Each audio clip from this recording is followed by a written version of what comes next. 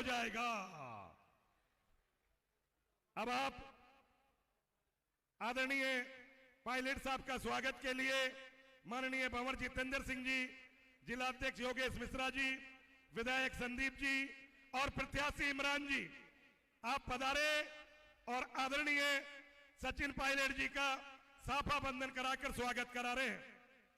Memento के लिए जब्बू Ram Saini, chairman नगर पालिका तिजारा दयाराम जी, मुन्नी पटेल जी, आप भी पहुंचे और आदरणीय पायलट साहब को मोमेंटो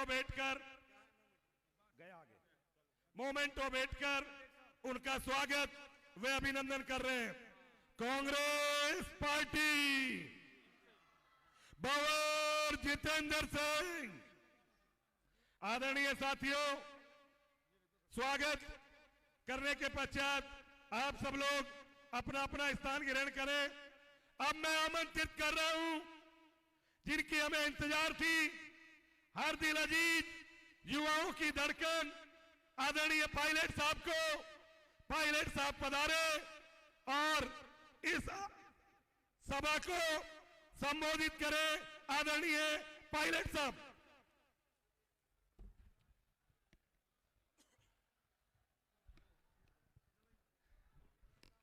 राजस्थान प्रदेश के हमारे एआईसीसी के प्रभारी सम्मानीय रंधावा साहब, एआईसीसी के महासचिव और आप सबके लोकप्रिय नेता भंवर जितेंद्र सिंह जी, आदरणीय मिस्त्री साहब, हमारी सह प्रभारी अमृता जी और अभी सब यहाँ बैठे हैं, दुरू मियाँ जी, बीपी सिंह जी, जुबैर खान साहब, हमारे प्रत्याशी चौधरी साहब, संदीप जी, जूली साहब,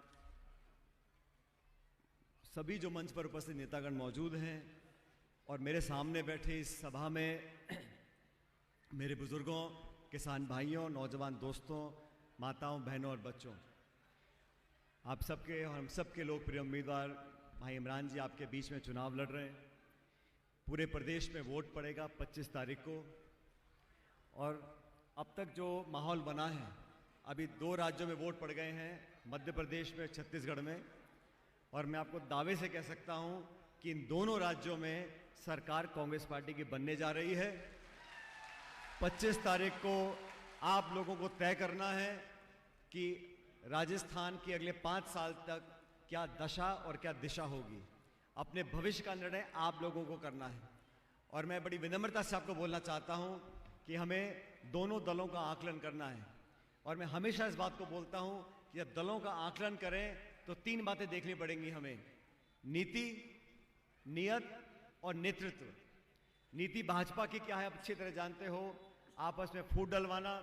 10 साल से सरकार दिल्ली में बीजेपी की है, महंगाई आसमान छू रही है, किसानों के खिलाफ 3 काले कानून बनाए, नोटबंदी लेकर आए, जीएसटी लेकर आए, हमारे खिलाड़ी बैठे थे दिल्ली में महीनों तक, उन पर कोई कार्रवाई नहीं की उनके आरोपियों के खिलाफ। ये वो पार्टी है जो सिर्फ अफवाह फैलाकर लोगों को लड़ाकर राज करना जानती है।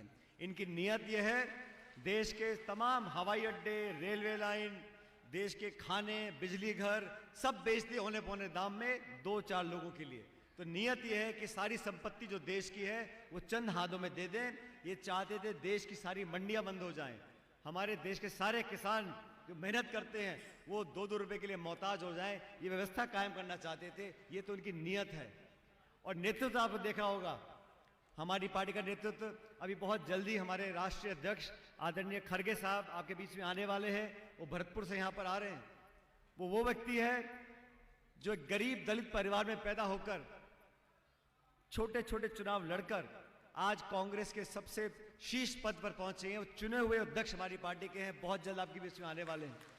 हमारी पार्टी के वो नेता हैं राहुल गांधी जी, जिन्होंने देश को जोड़ने के लिए नफरत के खिलाफ 4000 किलोमीटर की पैदल यात्रा करी। बहुत से लोगों ने बहुत सी बातें बोली, लेकिन निरंतर नौजवानों के लिए, देश में एक बिगड़ते हुए माहौल के खिलाफ आवाज बुलंद करने के लिए उन्होंने यात्रा लड़ी। सोनिया गांधी जी हमारी नेता हैं, त्याग कर कर एक उदाहरण पेश किया है।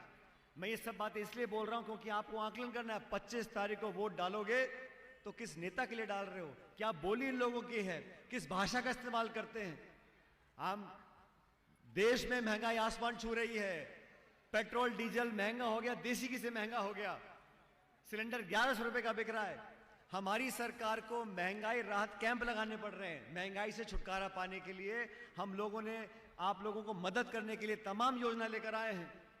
ये वो दल है, वो पार्टी है जो सिर्फ आपस में घृणा और नफरत फैलाते हैं। भंवर जितेंद्र सिंह जी हमारे साथ ही बैठे हैं, यहाँ के सांसद रह चुके हैं, आपकी बहुत सेवा कर चुके हैं। हमने कभी भी अपने राजनीतिक जीवन में भाई भाई को लड़ाने का काम नहीं किया, लेकिन हाँ, हमारे जो उम्मीदवार आपके सामने आप अच्छी तरह जानते हो, आपके सांसद भी फिलहाल में हैं, उम्मीदवार बनकर आए हैं। इनके पास पूछो, नमक, चीनी, तेल, चाय पत्ती, साबुन, आलू, प्याज, गोभी, तेल महंगा क्यों हो रहा है? तो बोलते हैं हिंदुस्तान पाकिस्तान। आप बोलो 2 करोड़ रोजगार साल के क्यों नहीं मिले? तो बोलते हैं हिंदू मुसलमान।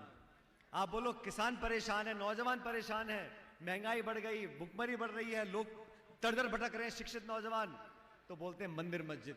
ले दे के इनके पास ये 3 नारे हैं, चौथा कुछ नहीं है।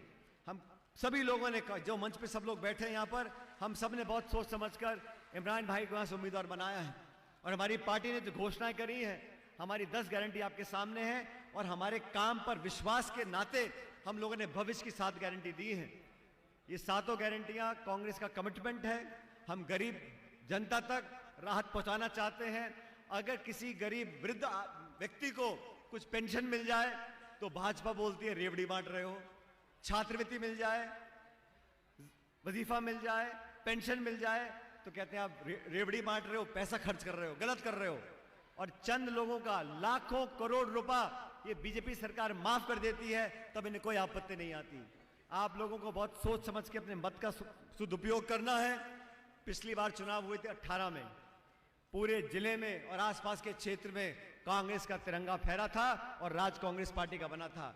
मैं दावे से कह सकता हूं, इस बार दोबारा उसी जज्बे से, उसी जज्बात से हम लोग काम कर रहे हैं। हम सब लोग मिलकर प्रचार कर रहे हैं और 3 तारीख को जब पेटियां खुलेंगी, आप देखना पिछली बार से ज्यादा बहुमत